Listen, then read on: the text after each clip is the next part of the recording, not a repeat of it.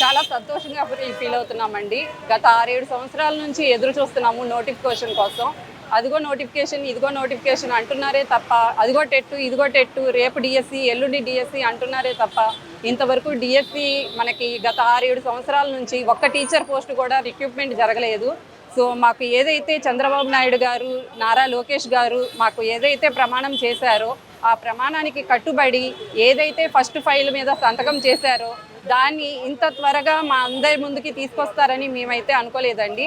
ఇప్పటికీ కూడా మాకు ఇది ఒక కలగానే ఉంది. ఎందుకంటే గత 5-6 సంవత్సరాల నుంచి ఎదురు చూసి కూడా ఇది నిజమా కాదా అని ఇంకా మేము దాంట్లో నుంచి బయటికి రాలేకపోతున్నాము. సో ఏదైతే ఖచ్చితంగా సార్ నిలబెట్టుకుంది. అలాగే మాకున్నటువంటి ఇబ్బందుల్ని కూడా దృష్టిలో పెట్టుకొని మా అందరి అభ్యర్థులందరి తరపు నుంచి కూడా ముందుగానే ఆలోచించి అలాంటి ఇబ్బందులు ఏవి రాకోకుండా కరెక్ట్గా పకడ్బందీగా ఈ నోటిఫికేషన్ని రిలీజ్ చేసినందుకు కూడా మాకు చాలా హ్యాపీగా ఉందండి.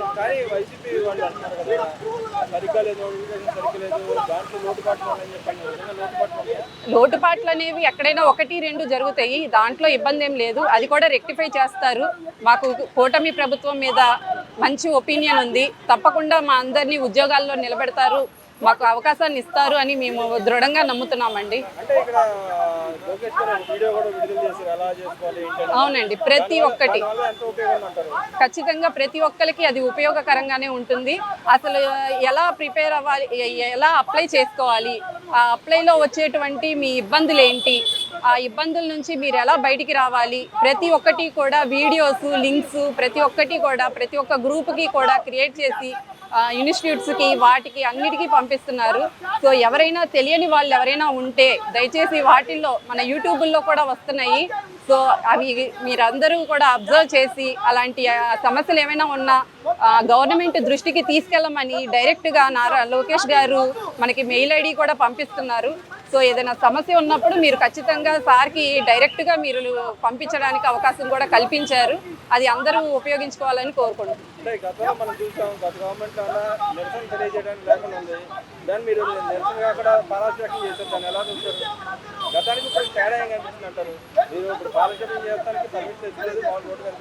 చేశారు గతంలో అసలు ఏ నిరసన తెలియజేయకుండా ఆపేశారు, ఉద్యోగాలు ఇస్తామని చెప్పి గతంలో ఆయన ప్రచారం చేశారు. ఇప్పుడు ఎలా ఉంది, అప్పటికి ఎలా ఉంది, తేడా ఏముందంటారు?